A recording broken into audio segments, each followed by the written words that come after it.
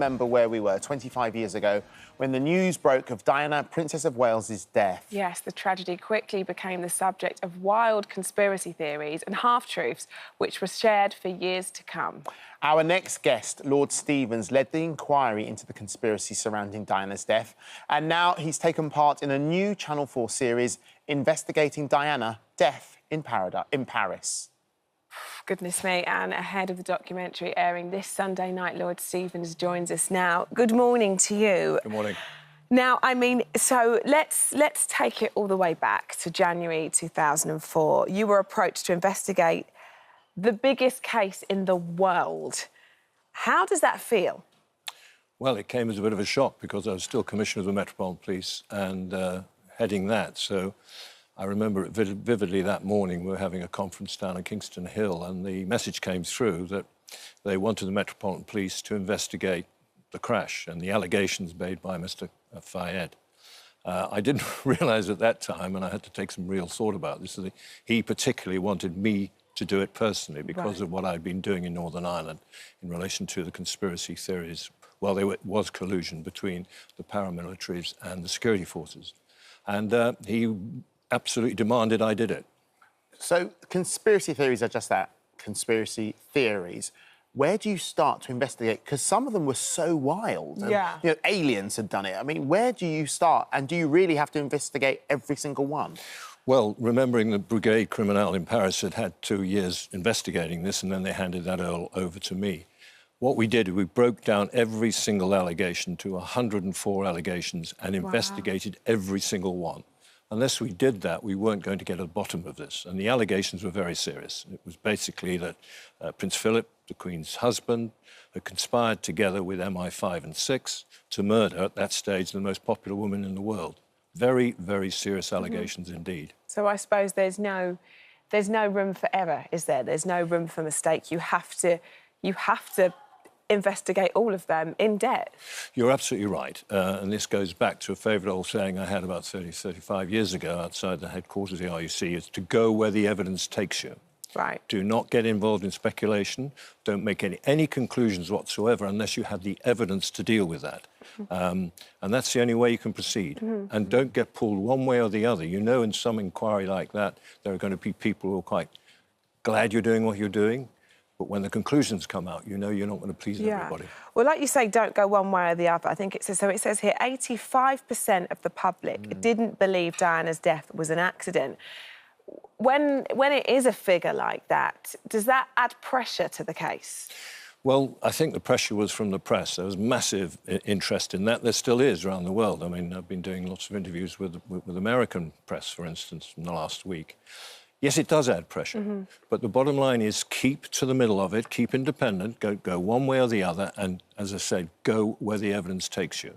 And, you know, after the coroner's inquest, which was for 6 months in front of ordinary members of the public, if that's such a word as ordinary members of the public, as a jury, they came to the same conclusions we did. But it was considerable pressure. And one of the things I'm really proud of, I worked together with 14 really experienced detectives. There wasn't one leak over that period of 5 years. Not one leak. And I mean, that is extraordinary. That's incredible. And one of the things we learn is that you interviewed Prince Charles. Yes. Which I didn't know that he'd been interviewed about it. How does one approach, you know, a monarch and say, just by the way, we need to interview about the death of your wife? Well, there'd been an allegation, and it relates around the Tiggy Leg Burke issue, which was been dealt with recently in the High Court. Libel money given to her.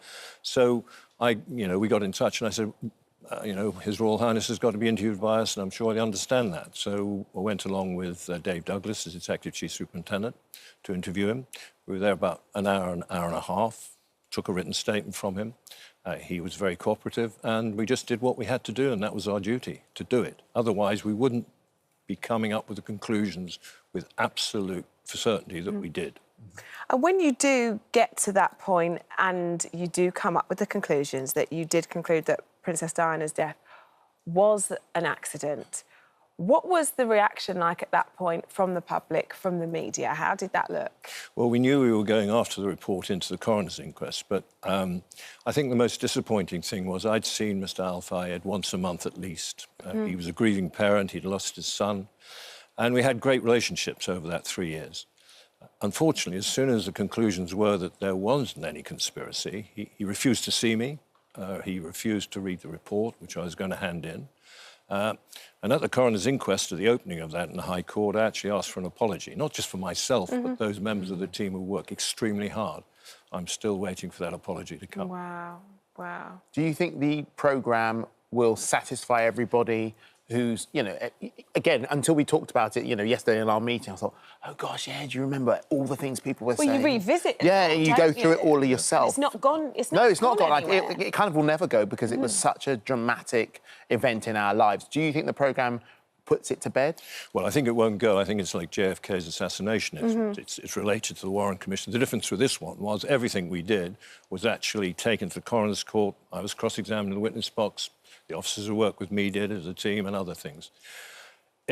We won't ever convince everybody. But all I'd ask is for the people who have doubts about this, and I've said that to some people's face, watch the programme from the beginning to the end, the investigation in Paris, handing over to us, now bringing the car back and all the stuff we did, then make your mind up. But have an open mind before the programme started.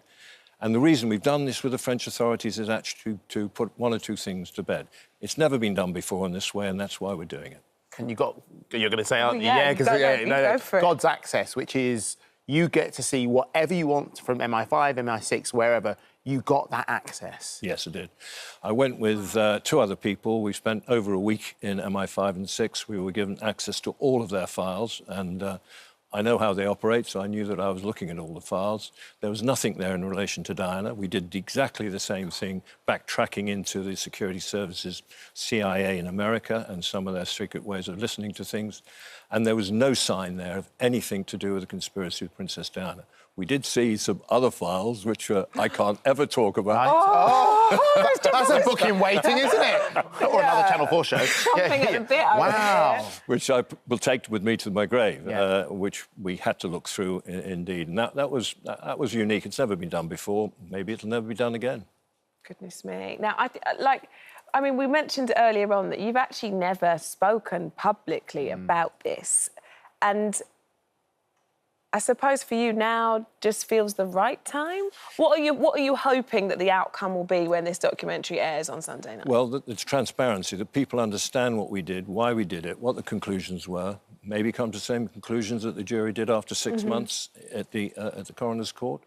And for the first time ever, we've got officers who are involved on the inquiry giving an input into this particular series of programmes and episodes in the programme.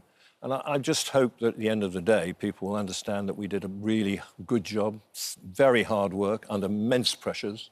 And I think it's time now for the story to be told. The other thing is we're using a production company that we trust. Well, that's important. Yeah, of course, absolutely. That's important. OK, well, look, the programme, Investigating Diana, Death in Paris, Channel 4, this Sunday. Yes. Absolutely. 9 o'clock. Thanks for joining us. Thank you very much. Pleasure.